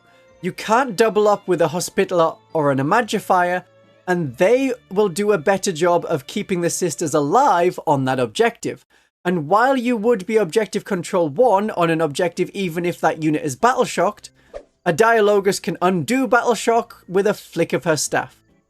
So the Dogmata is unlikely to be taken. The Dogmata has one tactic for the leadership-based enhancement Divine Aspect in the Army of Faith detachment. Divine Aspect gives you a miracle dice if a chosen enemy unit fails a forced battle shock test within 12 inches. If you are having a more aggressive Dogmata, say one with combat Celestians or riding with Dominions, this is a useful enhancement because of the 6-inch aura from the Dogmata that reduces enemy leadership. Cheap too. But so many other heroines do so much more than the Dogmata. The Ministorum Priest is a new term. We can no longer take missionaries or preachers. This is the only one we have, and it uses the 2 models from the Blackstone Fortress to represent the 2 weapon loadouts. The massive Zealot Chainsword Flamer combo is the preferred option. So the cheap missionary priest that had a shotgun for assault is gone, but that was more for the Leviathan mission deck, which let you perform actions even if you had advanced. You can no longer advance and complete actions in the newest mission deck. If you have the older missionary model, you could say that the shotgun is a holy pistol, and somewhere on the model is a power weapon. The preacher is replaced by the Ministorum Priest. Their Zealot special rule that gives them bonus attacks is only on that model. It is not on everyone in the squad. So many people made this mistake with the Index, and I spent a lot of time in the comments helping to correct them. The +1 to wound from Righteous Smiting is all of the models in the unit, and that is for melee only, so it's not useful on Battle Sisters or Dominions. However, the Dominions will get a bonus Flamer in the unit, and they can still scout when the Ministorum Priest joins them. That's the Holy Mission special rule. So with the Zealot's Vindicta and a squad of Flamers and an enhancement, that can be a lot of fire, but I feel that the +1 to wound in combat is just so good, it shouldn't be wasted, it should be optimized. Part of the Holy Mission also lets the Priest gain Infiltrate when they're attached to a Novitiate unit. That's nice and all, but they're lacking armor penetration, and the Army of Faith has a stratagem for that. The Sanctifiers are another unit that the Ministorum Priest could join. The Sanctifiers Ministorum Kill Team is the other unit besides Sister Aveline added to our roster since the Codex released. Their rules are free to download from the Warhammer community website, but they don't have the Legends grouping. The Sanctifiers were released as a kill team for the skirmish game Kill Team. They can scout, as does any Ministorum Priest that joins the unit. They are a unit of 9 models. One of the 10 models, excluding the cherub that you get in the box, is the Priest. This could be the guy with the big mace in the book. They could be a Ministorum Priest with a power weapon and holy pistol hidden up his sleeve. But I see no reason why you can't use this Persecutor model on the slightly bigger 32mm base as a Ministorum Priest with Vindictor. With the Priest, they get the +1 to wound rolls in combat, but also get sustained hits 1 on their melee weapons. That's the unit special ability. That boosts their combat power, but that is not where I like to put my Ministorum Priest, and it is not how I like to use Sanctifiers. I use the Sanctifiers as an alternative to Dominions. The Sanctifiers scout and have a lot of flamer weapons. It's 8 torrent weapons, 5 hand flamers, a missionary flamer, the Miraculist Holy Fire, and the Plasma Gunner has a once per game Holy Fire stick. In the Bringers of Flame detachment, Cleansing Flames is expensive but can cause devastating wounds. Or Overwatch is half the cost in command points and is available for any detachment. This can be the Flamer unit while you leave your Dominions to have Melter Guns or Stormbolters. While you can add a Ministorum Priest to this unit, I think the best place for the Ministorum Priest is the Arco-flagellants. The Arco-flagellants have had quite a change. It's an understandable change as they were a bit much in the index and taken very often in tournament army lists. They've had a reduction in their Feel No Pain to Repentia levels, but either unit can get a boost back to 4+ Feel No Pain in the Penitent Host detachment. The Arco-flagellants also got a 6+ Invulnerable save just to match all of the Adepta Sororitas units. They and the Repentia will actually use it as that is their only save. A save of 7+ is just there so that when they're in cover, it becomes a 6+ save. So we have the Invulnerable save to account for all the times we're not in cover. Their Arco-flails no longer have Twin Linked. The Repentia are the ones that get the free rerolls to wound, and in the index, I eventually came to prefer Repentia over Arco-flagellants because of the armor penetration and the damage on their weapons. But now I favour them more for just attacking generally. Unless you want to be more of a tar pit to tie up the enemy, that's where you would look to the Arco-flagellants. 2 wounds and a Feel No Pain can be really annoying to plow through. The first time I did this very long Sisters video for all the units, for the index, I said that they didn't as much need the Preacher because they had the Twin Linked rule. Now that they don't have the Twin Linked rule, they very much need a Ministorum Priest. And when you're in combat, keep activating that Extremist trigger word if you need the enemy unit dead. Losing a couple of Arco-flagellants is not a problem. And from the FAQ from June 2024 onwards, when you take a hazardous test, you can resist the 3 mortal wounds using Feel No Pains. Models are no longer destroyed after failing a hazardous test. With 2 wounds per model and 3 damage per failed hazardous test, there is a chance that your models could survive. While I generally prefer Repentia to Arco-flagellants, they're still a unit you'll be taking a lot of in the Penitent Host detachment. In the Penitent Host detachment, if your aim is to attack and kill the enemy, or just to tie them up, there is Devout Fanaticism as a stratagem. This is different to many other armies with their very similar stratagem, and Devout Fanaticism currently, in early-ish 2025, is different to how it was written in the Codex. But it's still different to how other armies work it. Normally, you need to lose a model in order to do a surge move. With Devout Fanaticism, after the enemy is shot, if you were selected as a target, then you can move d6 inches and can end in engagement range. The enemy could miss every shot, or you could take 1 wound on an Arco-flagellant. It doesn't matter, you can still use this stratagem. And because you moved into combat in the enemy's turn, that means that often you will be able to fight before the enemy. And if you just want to tie up an enemy unit, now you have. They won't be making a charge move into someone else. And if the unit you devoutly fanaticized into hasn't fired yet, well now they can only fire their pistol weapons at your Arco-flagellants. The Arco-flagellants benefit from detachments outside the Penitent Host. Naturally, the worst detachment for the Arco-flagellants is the Bringers of Flame, as they have no shooting attacks. You have Fight on Death with Spirit of the Martyr in the Hallowed Martyrs detachment. You may as well go out with a trigger word and a bang. The Army of Faith can give you that all-important -1 AP to their Arco-flails. That can be enough to push enemies with a 3+ save and a 4+ invulnerable save onto that immovable invulnerable save. Regardless of detachment, their role is to complete actions. You can still take them in squads of 3, like the 3 models that you got in the previous Combat Patrol box, even though they're now only sold in squads of 10. So don't expect that to last forever. We have the box locking issue, but it hasn't applied to the Arco-flagellants this time. You could have Arco-flagellants move up the board pretty rapidly. 2 squads of 3 could go in an Immolator. If you did that before the game started, that would be wasting the Immolator's ability to split a unit. But you could split a Battle Sister unit, and in the first turn, get the Sisters out of the Immolator, and embark the 2-3 Arco-flagellant units inside. Then the Immolator moves on. Small units of Arco-flagellants can be very useful in the Hallowed Martyrs detachment for suffering and sacrifice. Rush them in if your Paragon Warsuits are about to get smashed by something big, and now the enemy has to try and squish the Arco-flagellants. And of course, the 3 Arco-flagellant models are going to be good in the Penitent Host detachment, where they get all of the bonuses from the detachment rule, and they can get to objectives and complete actions and screen other fast-moving units, and if they die on an objective, then they can make it sticky. For your secondary objectives and actions and holding objectives very cheaply, the 3 Arco-flagellants will perfectly replace the Death Cult Assassins and the Crusaders. We're using the Arco-flagellants for actions and cheap objective sitting because we have lost units.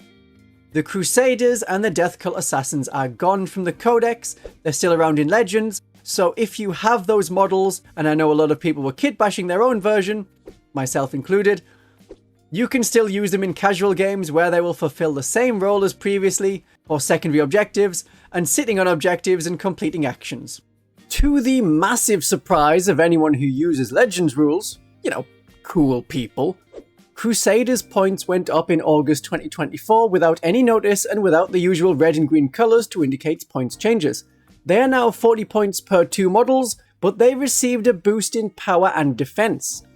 Crusaders have 2 wounds. That extra sucks for the Celestian Sacresants, who only have the 1. The Crusaders are a bit like Space Marines without the toughness or the bolt gun. Still a cheap unit to complete secondary missions. Same for the Death Cult Assassins. Although there is a range of characters the Crusaders can join, they can be joined by any character that can join a Battle Sister unit. But adding a character undoes their role as a cheap unit to complete missions and sit around on objectives.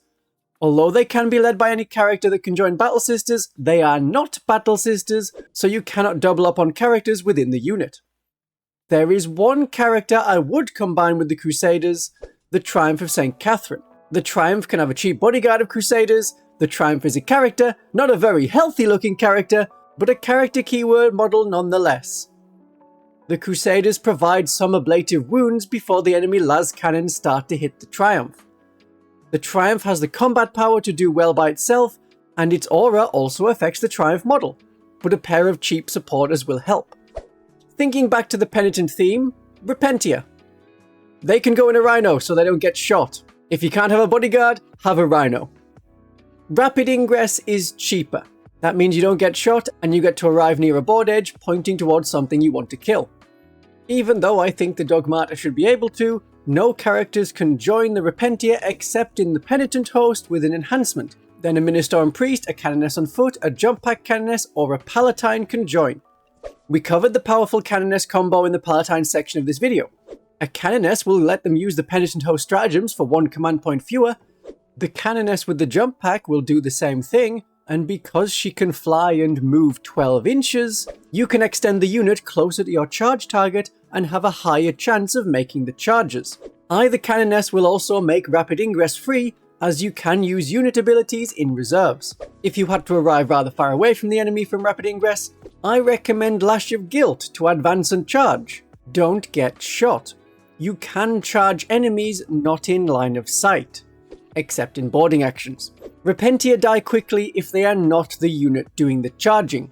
You get to reroll hit and wound rolls on sister Repentia models in the squad as long as the superior is alive. That's a lot of damage you can do.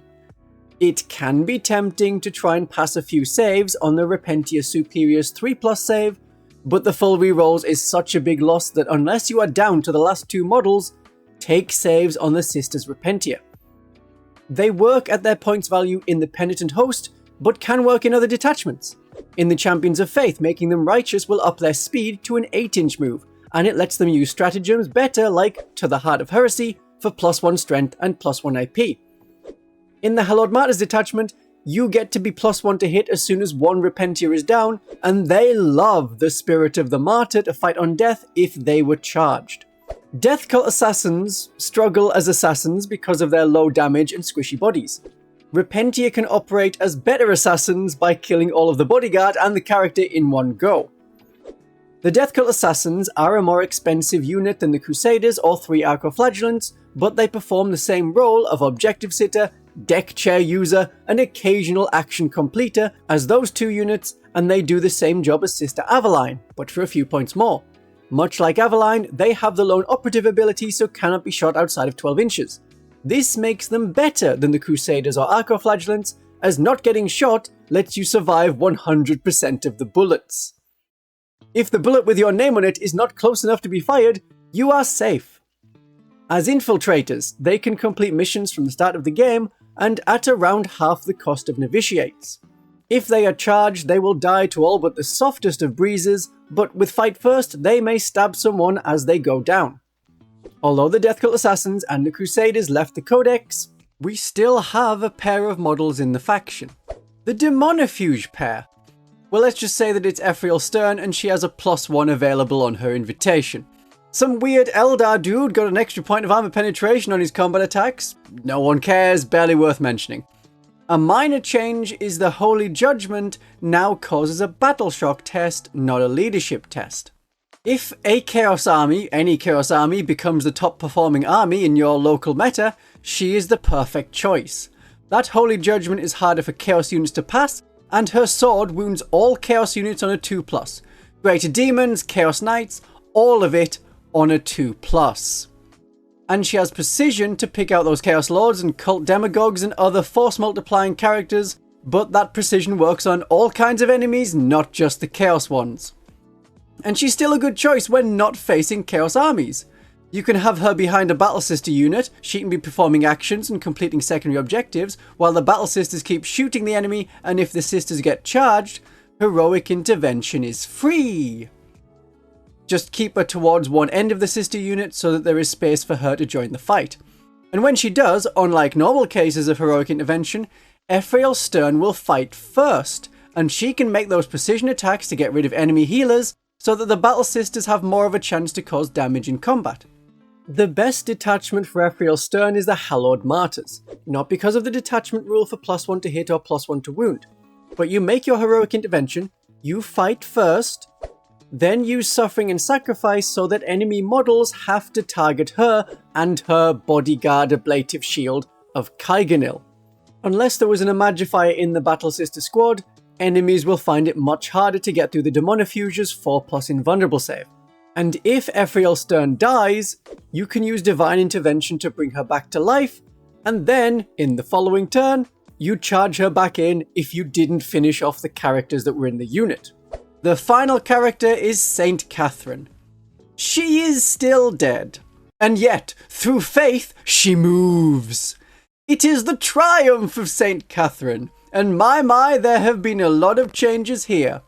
Still 18 wounds, still 18 attacks, still best to have a bodyguard of 2 Crusaders or the half of a Battle Sister squad that is not inside an Immolator, but there are still auras to help other nearby units.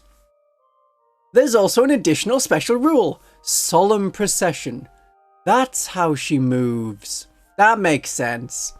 At the start of each battle round, not your turn, the battle round, which may be your opponent's turn, you get a miracle dice as per the army rule, and the triumph changes that miracle dice into a 6. The relics of the 6 major orders are still present, but at the start of the battle round, you pick 2 to be active. Let's go not in order of popularity, but more for usefulness. All of the relics are useful, but they're more situational. The Sacred Rose doesn't give a boost to leadership anymore, it lets units within 6 inches reroll battle shock tests. It isn't all leadership tests, just battle shock tests. This may be useful in the last turn when your army is depleted and you need to pass those tests to score victory points. The Argent Shroud doesn't give extra shots to rapid fire weapons, it allows you to reroll wound rolls of 1 at range.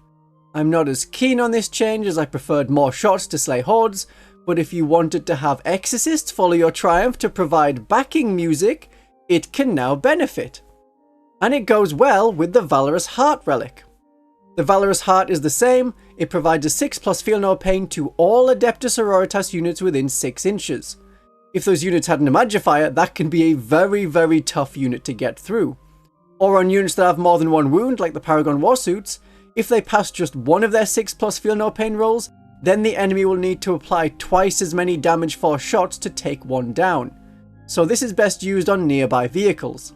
The Simulacrum of the Ebon Chalice remains in its January 2024 patched version, with units within 6 inches able to make 2 Acts of Faith instead of 1 per phase. That tactic that I mentioned with the Dialogus earlier to change any 2 miracle dice to a 6 and have devastating wounds and max damage with Astrid and Agatha, or automatically wound with the Palatine's lethal hits and then with another miracle dice get max damage on a melter weapon, that works with Battle Sister squads within 6 inches of the Triumph. That will be other Battle Sisters near the Triumph because the Triumph can't be joined by any other characters inside the Battle Sister unit.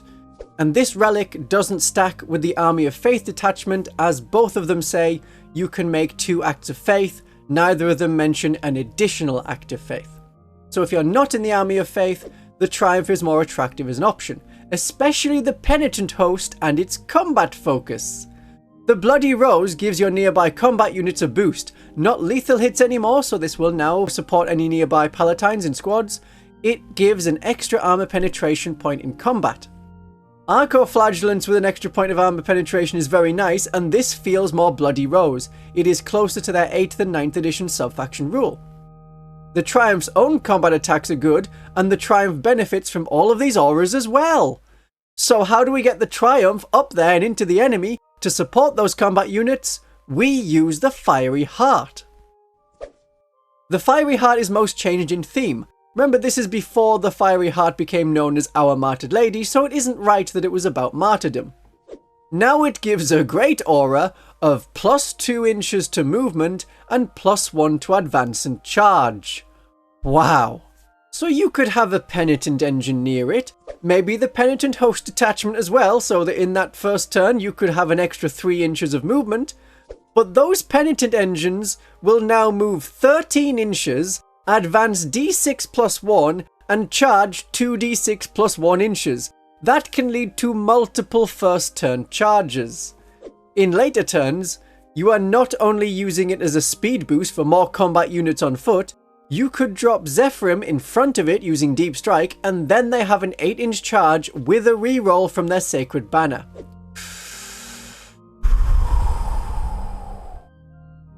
This is certainly a unit you can build your entire army around. Oh, but there's a nerf. We now halve attacks and only get 1 relic when reduced to 6 wounds or fewer instead of 5 wounds or fewer. How will the Ecclesiarch react to such terrible news? Look, it's rare for the Sisters of Battle to get rules this good, so let me enjoy it for a bit. And enjoy it he did, until, as you see, the Triumph changes the miracle dice you receive at the start of the battle round to a 6, instead of giving you an additional miracle dice of a 6 at the start of the battle round, as it says in the Codex. And these significant increases to the points made it hard to justify within the army.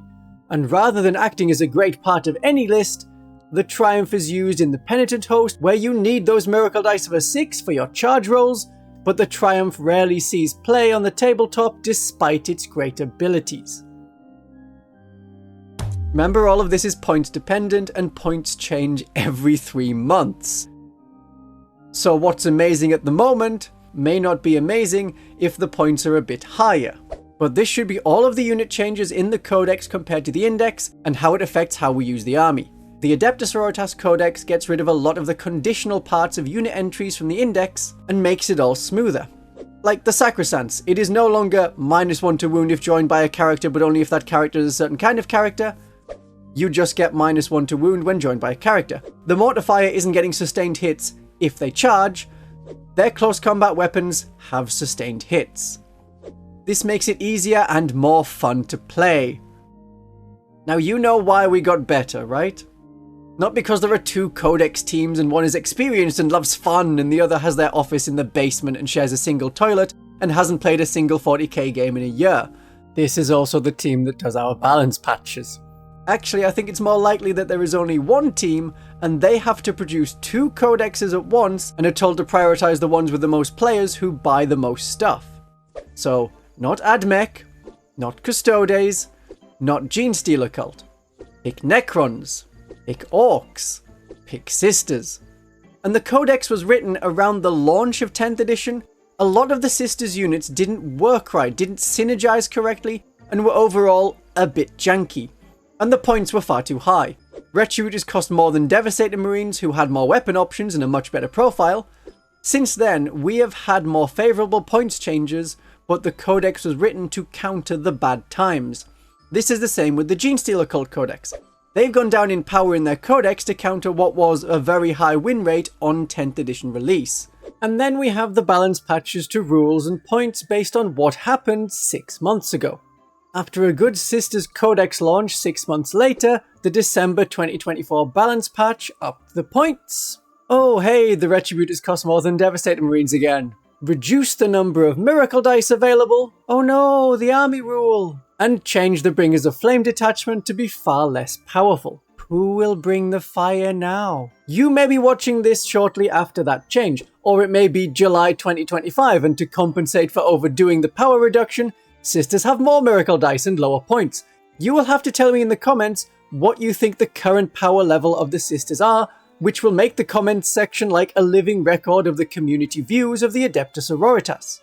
Please add a month and year to that comment so that we don't have to sort comments by most recent. Regardless of power, the Adepta Sororitas are a lot of fun to play. The effectiveness of the Adepta Sororitas in the meta and how they perform for you will depend on the points of the units, if we have more detachments released, and any other alterations which happen every 3 months. In theory, that is how often they change. I keep up with the changes and talk about Adepta Sororitas all the time. If you want in-depth tactics and enthusiasm for this faction, you better be subscribed. Now I get asked a lot, Christian von Carmian, where's the subscribe button? I say it's down below, just below the description, but no, they also say, Christian von Carmian, how can I support you? And I say, oh, in the description there's a link to Ko-fi where you can send me money, which I'd really appreciate. It's like tip money for tip jar for a good time. No, they don't just say that. They say, Christian von Carmian, which is the best Adepta Sororitas detachment to use these units? And I say, the best detachment will depend on your collection and playstyle. I could say that the Penitent Host is the best detachment, but if you don't have many units with the Penitent keyword, it isn't going to be the best detachment for you. Maybe the Bringers of the Flame is the best detachment, but if you aren't used to transport tactics, it won't suit you very well. Check out what I have to say on the detachments already for picking up your favourite style, and then have a great day of 40k.